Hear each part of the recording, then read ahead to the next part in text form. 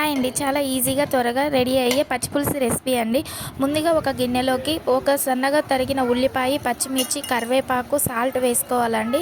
ఈ మిశ్రమాన్ని బాగా మిక్స్ చేసుకోవాలి. ఇది మిక్స్ చేసుకుంటేనే దీనిలో ఉల్లిపాయలో ఉన్న రసం కొంచెం బయటకు వచ్చి టేస్ట్గా ఉంటుందండి. ఆ తర్వాత ఆల్రెడీ నానబెట్టిన చింతపండు రసంని తీసుకోవాలండి. దాంట్లోని వన్ గ్లాస్ ఆఫ్ వాటర్ పోసుకోవాలి.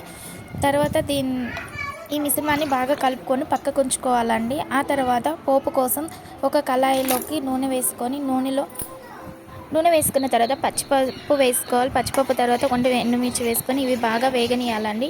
ఇవి మంచిగా వేగిన తర్వాతనే కొంచెం ఆవాలు అండ్ జీలకర్ర వేసి అవి కూడా మంచిగా వేగాలండి. వేగిన తర్వాత కొంచెం పసుపు వేయాలండి. ఆ పసుపు మిశ్రమాన్ని బాగా కలుపుకున్న తర్వాత ఈ పోపుని తీసుకెళ్ళి ఆల్రెడీ మనం కలిపిన మిశ్రమంలో పోయాలండి. అంతే ఈజీగా త్వరగా రెడీ అయ్యే పచ్చిపులుసు రెసిపీ రెడీ. నచ్చితే లైక్ చేయండి.